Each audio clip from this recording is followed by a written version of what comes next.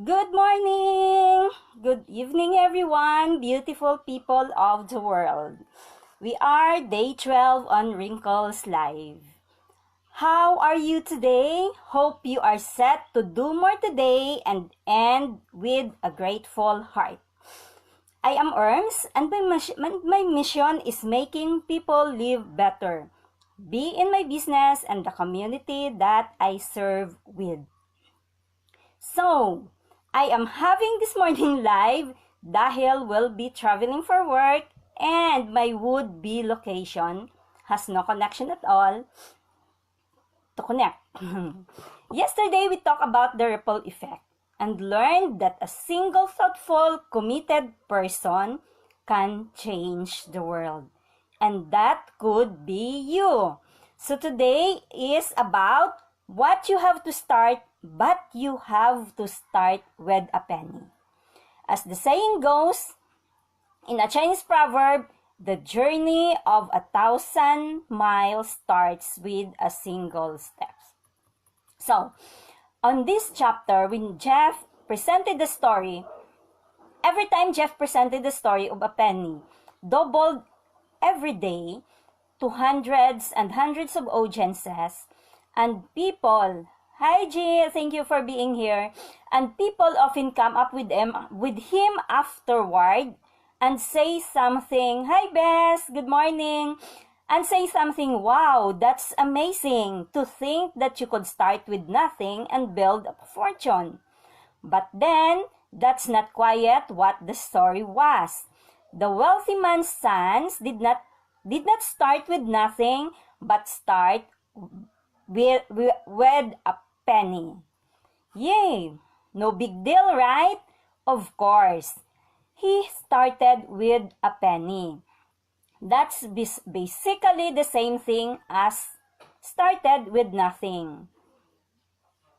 Hi, Rans! Good morning! No, it's not. It's starting with a penny. Magambal ka daw, sense lang na siya, pero you've started with something. Hindi siya with nothing. It seems like insignificant, and there is no difference at all. But then, now you're probably starting to have a different perspective on the word insignificant. Because the truth is, while the penny might be small, it's far from insignificant. In fact, it makes all the difference. It all starts somewhere.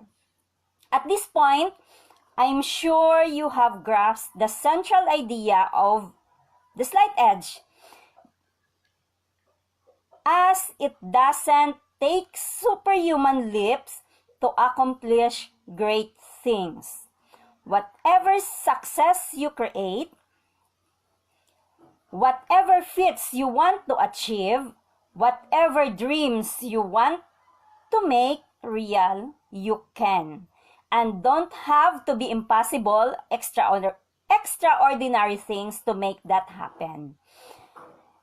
But you have to do something, and you have to start with a penny. Success doesn't come out of nowhere.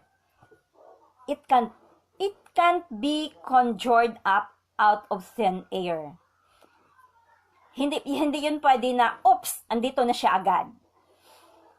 Or meron kang Aladdin's lamp because you have grabbed it and thought, good thoughts, nandun na kagad sa harap mo. Success does come from small beginning. Often, a beginning so tiny that it seems invisible and most people miss it. But there has to be a beginning. Diba? Small steps begins. A thousand journey begins with a simple step. Some of the large companies in the world started out as little as more than a penny. Remember, Mark?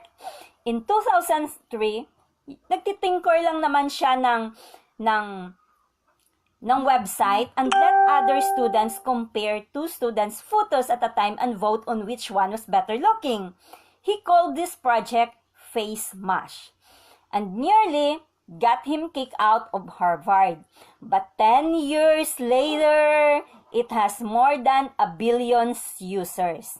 It has transformed the nature of global communications, and Mark Zuckerberg is one of the wealthiest and most influential people in the world. The billion-dollar phenomenon Facebook,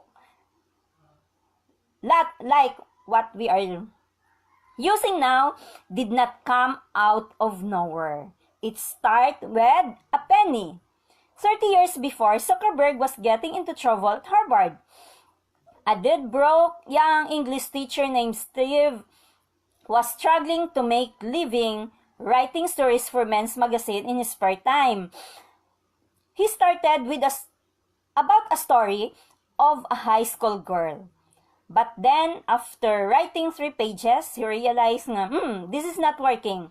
Toss the pages and a trash can. Because of the growing start of rejection na nare-receive niya from the publishers. But then the next day, his wife, empty his trash, happened to notice that shift of papers, straightened them out, and told Steve, nilagay yun dun sa table ni Steve and told him, you've got something here. Maybe something worth finishing. So tinapos niya, and that story sold for nearly $500,000. And his story of the troubled schoolgirl named Carrie launched his career, propelled by the novel that was pulled from the trash, and Stephen King became one of the most successful writers of the 20th century. So, nagsimula lang siya doon. Akala niya hindi na yun pwede, but then his wife propelled him to finish it. So many stories to tell, insignificant, but it changed the history of one person and the world. So, let's time travel for a while. There was a time na there's a blob of gelatin began a pulse with hidden potential. It was more than a speck of a matter, about the thickness of a dollar bill and the very threshold of a human sight. Any smaller, it would have been invisible. Hindi natin siya nakikita. But tiny, this insignificant little dot, you could have fit about 20 of them on the head of a pin, contained chemical instructions that if printed out, you would have filled more than 500,000 pages. In fact, it was among the most organized, complex structures in the universe.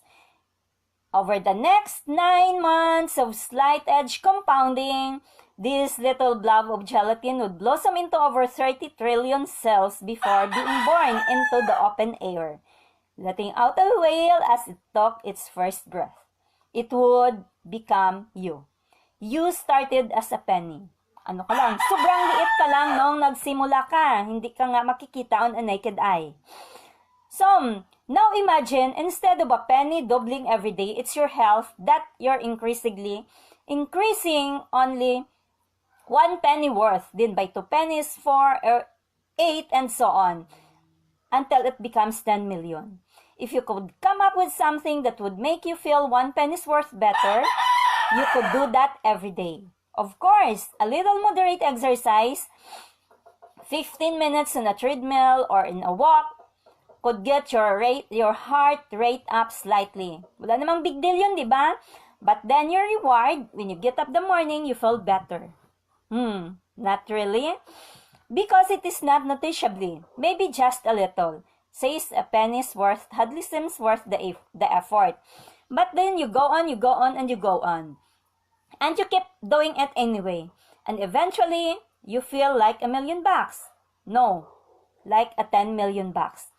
Then, you start with 1 step every day. So imagine that penny is your knowledge. You read a good book today, Think and Grow Rich ni Napoleon Hill. Hindi siya madaling basahin. Those were 256 pages. Another classic ni Stephen Covey, 7 Habits of Highly Effective People. 358 pages siya. It's not an easy reading. Magbabasa ka ba? One single every day? Siguro, maybe not, maybe yes. You can spend reading the entire day, diba? But you could read a penny's worth. Say, 10 pages, kaya mo yung gawin. And throughout the year, siguro, malaki yung magiging impact nun sa knowledge mo, sa knowledge natin. So, hindi ko rin alam, hindi ni Jeff alam how much you would get out of a 10 pages. Maybe a lot, maybe a little, maybe no. Let's say you get hardly anything out of it. But you could read, kaya mong basahin yung 10 pages a day, di ba? You could read 10 today, another 10 tomorrow. You can do that, di ba? Anyone who can read, pwede niya yung gawin. So, if you do, and your life changed on that first day,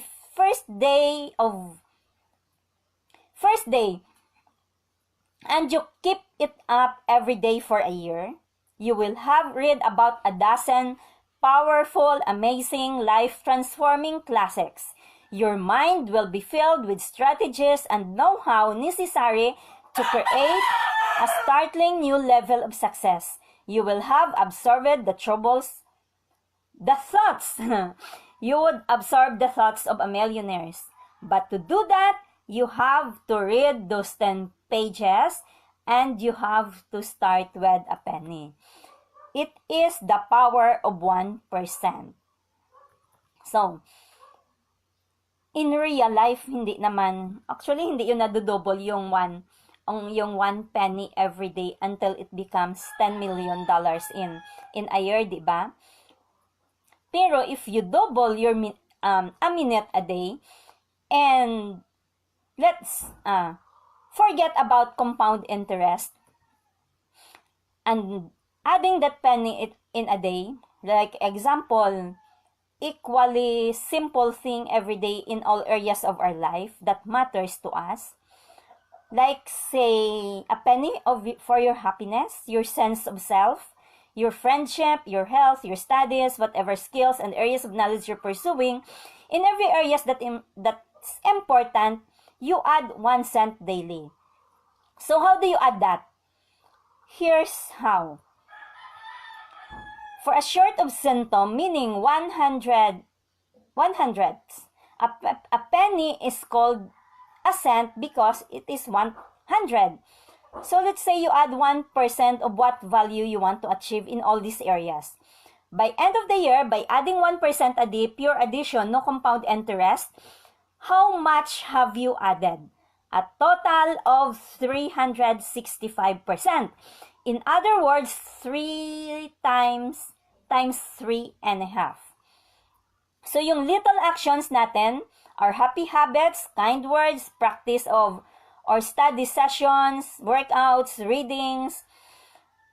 Each represented 1% improvement in that area. Your level of achievement in a year's time would be not doubled, but more than tripled. Because if you add up 1% every day, in 365 days, it would become 365%. So, sometimes we would say, why bother? It's a little insignificant each day. But then, if you keep pursuing it, it would just add 1 day, 1 penny a day. It would 3 times a fit, 3 times happy, 3 times knowledgeable, 3 times skilled. And in just 1 year, that would be 3 times of you. So all you have to do is to do it every day, a little harder, just by 1%. So a penny saved, of course, is a penny earned. Kasi kung hindi ka mag-start, wala ka ring ma-earn. So you have to start something. The road not taken sometimes is not easy. But mostly for everyone, the road not taken is hard. But yet, the path that's so easy to take sometimes is not easy to do. Hindi mo naman yon. Yes, you can pick up. Sometimes you can pick up a cent in the street or you can't. But every moment of our day, if you understand the slight edge, practically anything and every day and every moment of our lives, you could do great things every day. Greatness is not something predetermined, predestined, and carved into our faith by force beyond our control. Greatness is always in the moment of decision, but you have to start with a penny. So, let's say, ang pennies and butterfly wings. There is a man who saved millions of people's lives, very possibly including you and us, by simply washing his hands. Back in the 19th century, nung time na yun daw, ang bacteria plague a disease was still completely unknown. So yung most women would rather give birth on the street rather than the clinic. Because they knew that yung survival rate kasi that time is 1 into 10. So mostly, women were dying on the clinic. So at the Vienna General Hospital, where a Hungarian na doctor named Ignaz Semmelweis worked, the mortality rate was more like 1 in 3. So he made a radical proposal that before operating, the surgeon should wash their hands. He was widely ridiculed because surgeons kept delivering babies dirty-handed, and women keep on dying. The medical establishment just could not see how something as insignificant as washing your hands could make any difference.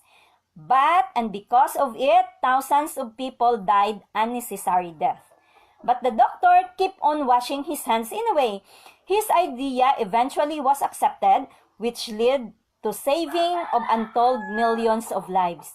In fact, if it were not for him, for his insignificant little idea, there's a plenty decent chance that you and I would not be here, because maybe our grandmothers, great-grandmothers might have never made it through labor. So, you probably heard of the butterfly effect. Diba? Palagi nating naririnig yun. But then, most favorite of the butterfly effect stories is the film It's a Wonderful Life. Because before, this story is just, it took 60 years before the story becomes, hi Mia, thank you for watching. Before this story make into, naging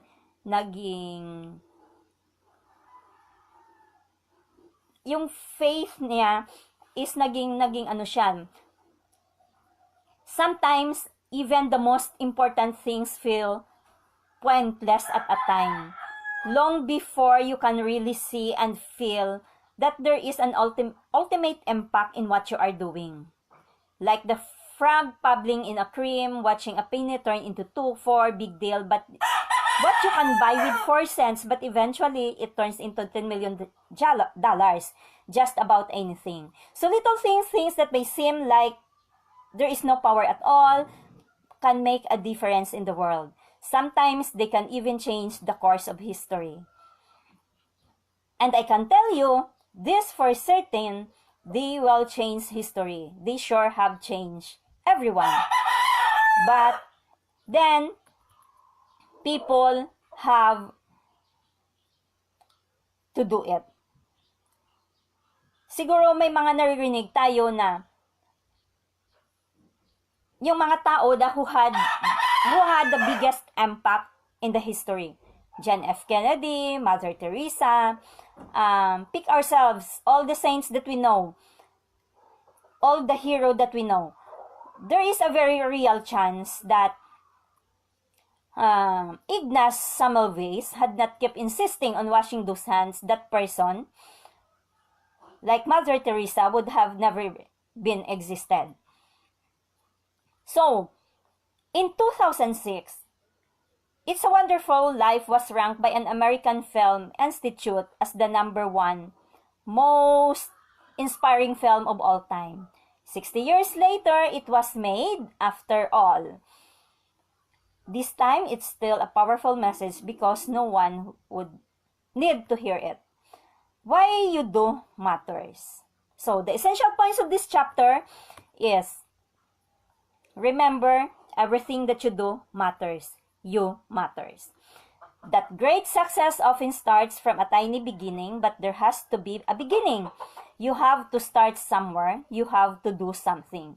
If you add just 1% of anything, skill, knowledge, effort per day in a year, it will have more than tripled, but you have to start with the 1%. Greatness is not something predetermined, predestined, or carved into your faith by forces beyond your control. Greatness is always in the moment of the decision. One of the greatest business activity sometimes we do is,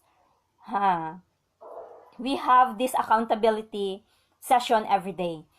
So, and we are working every day on that.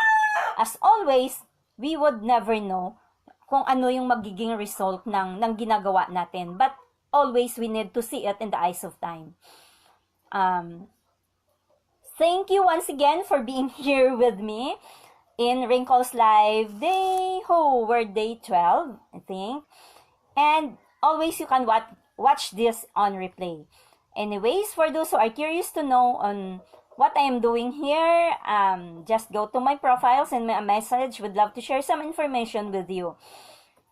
And thank you all. Good day. Have a good day, everyone. And see you all again tomorrow on Wrinkles Live day 13. Thank you all. Have a great day.